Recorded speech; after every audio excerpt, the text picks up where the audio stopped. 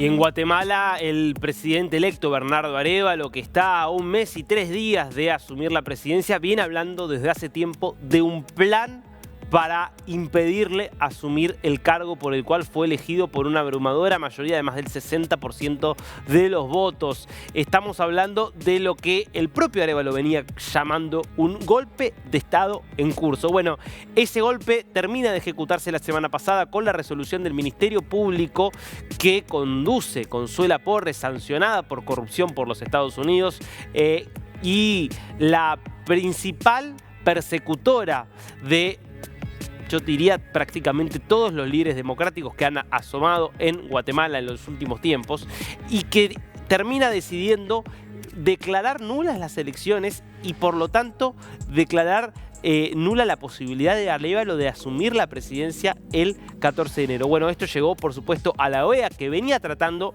de mediar entre las distintas partes en disputa en Guatemala para asegurar que hubiera una transición pacífica y para asegurar la asunción de Arévalo, y que se encuentra frente a esta situación. Miremos el comunicado publicado por la oficina de el secretario general de la OEA, Luis Almagro. Secretaría General condena intento de golpe en Guatemala. La Secretaría General de la Organización de Estados Americanos condena el intento de golpe de Estado por parte del Ministerio Público de Guatemala.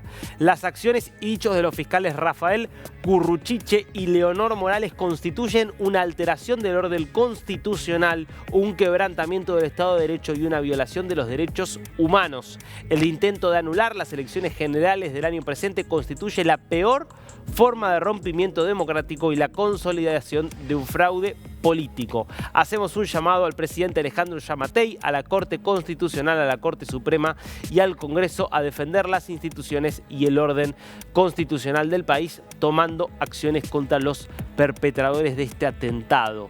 Bueno, categórico el mensaje de la OEA, que, bueno, pone toda la presión ahora tanto en el presidente Yamatei, que está culminando su mandato y que él personalmente se había comprometido a garantizar que Arévalo asumiera las elecciones, como en los tribunales, el Tribunal Constitucional y la Corte Suprema, que habrá que ver qué terminan resolviendo. Bueno, de esto estaremos hablando con Manfredo Marroquín, que es analista político y fundador de Acción Ciudadana y se encuentra en Guatemala. Manfredo, ¿cómo le va?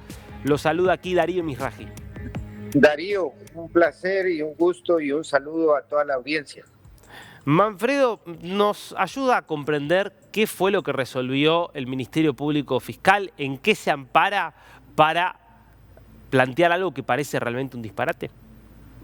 Sí, totalmente, Darío. Es en todo el sentido de la palabra un disparate.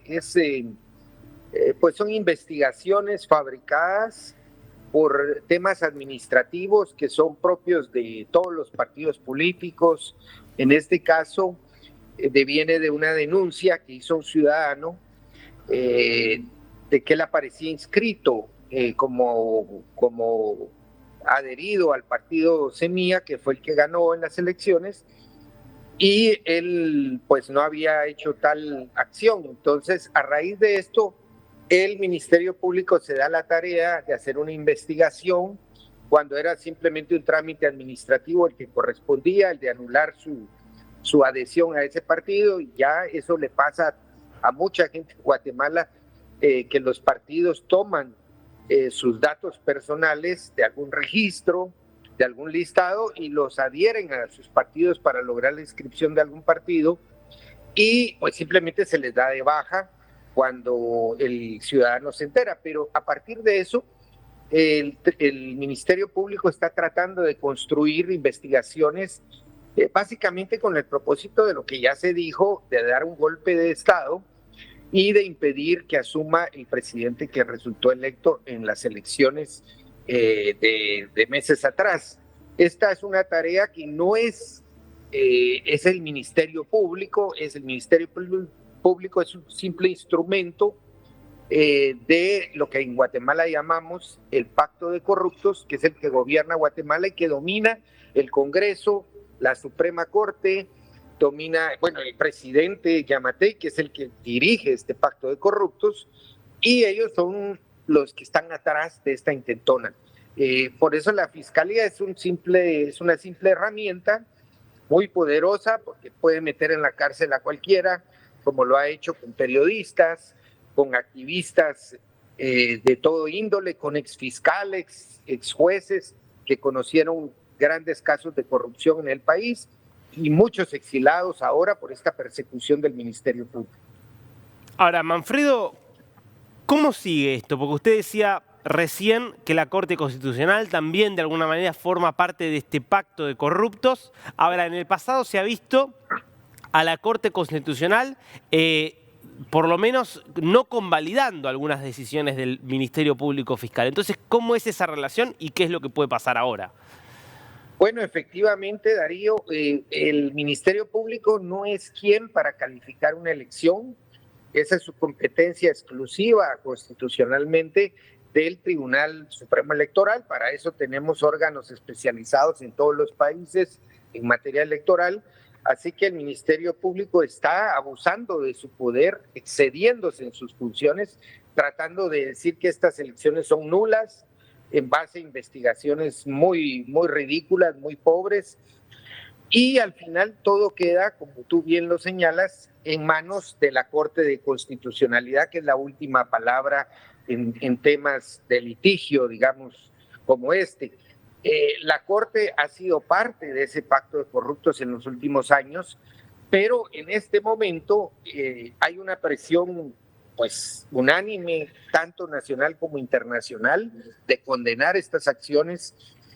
Así que, bueno, la Corte va a tener que decidir efectivamente si ellos van a morir con las botas puestas con el pacto de corruptos o si finalmente van a reconocer la victoria del presidente Arévalo y darle paso a una transición, que el miedo a esta transición, Darío, es que ha habido mucha corrupción en los últimos gobiernos. Tener el control de todo el Estado les ha permitido gozar de impunidad frente a estos actos de corrupción, y el miedo que tienen es que con el cambio de gobierno se les persiga y se les confisque los millonarios desfalcos que han hecho al Estado de Guatemala. Ese es el temor, por eso casi que prefieren morir haciendo el intento de golpe que exponerse a lo que podría ser una pues investigaciones para sancionar el saqueo del erario público.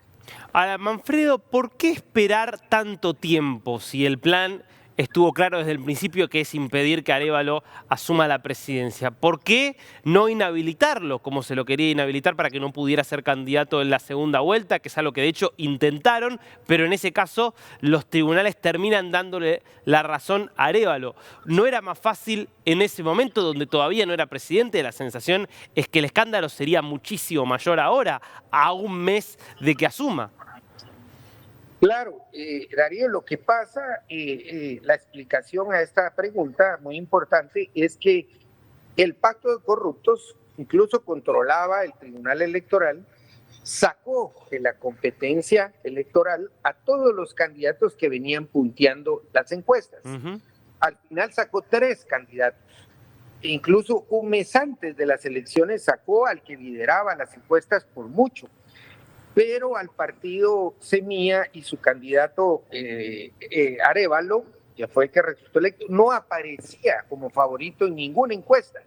Aparecían con el 1%, 2%, máximo 2% en todas las encuestas.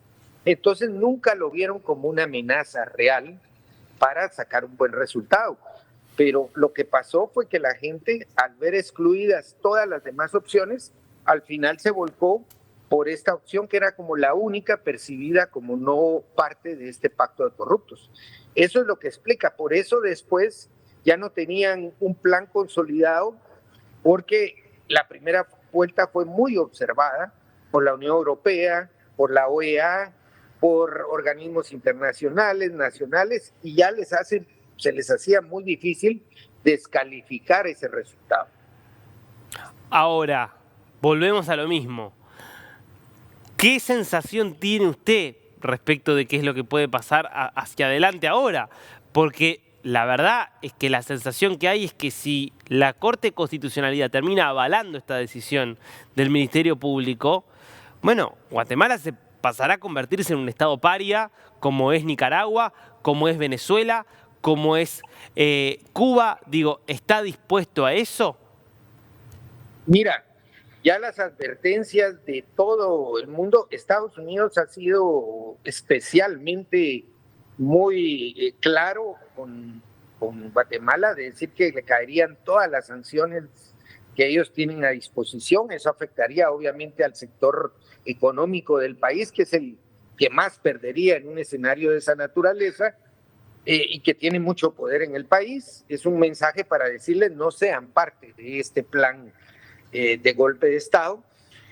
Yo la verdad no veo al golpe tener éxito por ninguna razón, porque no tienen ningún apoyo local, ningún apoyo internacional, y en caso lo dieran, porque están dispuestos a morir con las botas puestas, como he dicho, no tendría éxito. Creo que no se mantendrían en el poder más de 48 horas, porque todo el mundo lo condenaría, todo el mundo condenaría ese acto y quedarían prácticamente inhabilitados para gobernar el país.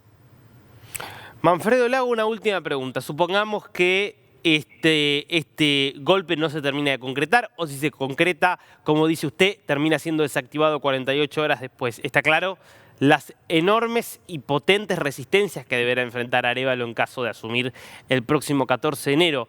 ¿Cómo imagina esa dinámica de Arévalo teniendo que gobernar, existiendo factores de poder enquistados en el Estado que están dispuestos a todo con tal de conservar sus privilegios? Sí, tendría una presidencia muy difícil. Yo te diría, él tiene que ser muy hábil políticamente para no ser rehén de este pacto de corruptos, porque en el Congreso ya le aprobaron un presupuesto totalmente restrictivo que le va a impedir hacer uso de los fondos públicos, porque incluso han llegado al extremo de asignar las partidas del presupuesto a empresas con nombre y apellido de empresas. Es decir, le están quitando todo el margen para que él ejecute los fondos públicos.